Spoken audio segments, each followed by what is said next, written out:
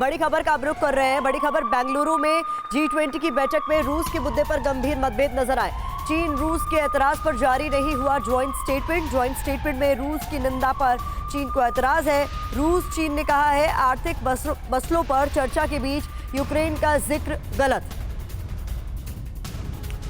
तो चलिए अब समझते हैं कि बेंगलुरु में G20 के वित्त मंत्रियों और केंद्रीय बैंकों के प्रमुखों की बैठक में रूस और यूक्रेन के मुद्दे पर आखिर क्या हुआ। G20 की यह खास और अहम बैठक, और इस बैठक में भी चर्चा का केंद्र रूस और यूक्रेन का युद्ध।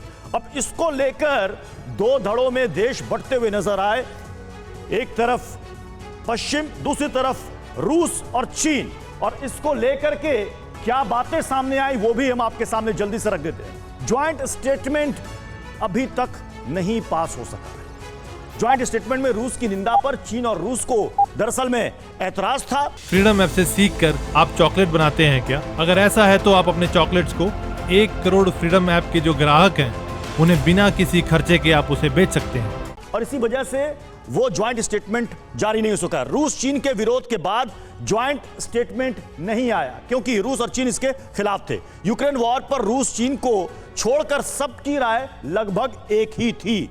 समूह के ज्यादातर देशों ने युद्ध की कड़ी निंदा की है। इस ग्रुप के ज्यादातर देशों ने।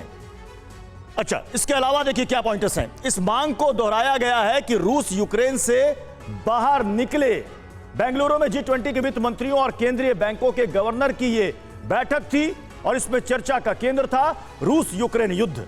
और उसमें ऐसी उम्मीद की जा रही थी कि शायद कोई ज्वाइंट स्टेटमेंट जारी हो जाए, लेकिन इस पर ज्वाइंट स्टेटमेंट जारी नहीं हुआ क्योंकि रूस और चीन नहीं चाहते थे कि इस पर कोई निंदा प्रस्ताव पारित हो। एसपी सिन्हा सर, यह सबको पता है कि रूस यूक्रेन की जंग में कैसे दुनिया में देशों के दो धड़े आपस में बटे हुए हैं। सवाल यह है कि रूस और चीन के रुख को देखते हुए आपको लग रहा है कि कोई स्टेटमेंट जारी हो पाएगा? चीन ने इससे पहले प्रस्ताव दिया था, शांति का प्रस्ताव, जिसकी जेलेंस्की ने भी तारीफ की थी। देखिए, कॉमन मीटिंग ग्राउंड G20 में नहीं इमर्ज कर रहा है। और आपने जैसे कहा कि पूरा विश्व दो धड़ों में बट गया है, मेरे अनुसार 3 धड़ों में बटा है। एक Russian group, Russia, China, north Korea, दूसरा अमेरिका, नाटो, और तीसरा जो न्यूट्रल देश हैं जो शांति चाहते हैं, वसुधैव कुटुंब की बात करते हैं, जिसका नेतृत्व हिंदुस्तान कर रहा है। तो 3 ग्रुप में है। मैं एक चीज़ बताना चाहता हूं कि ये युद्ध, मेरा अनुमान है, हो सकता है ये युद्ध 3-4 साल और चले, और उसका कारण बताना चाहता हूं।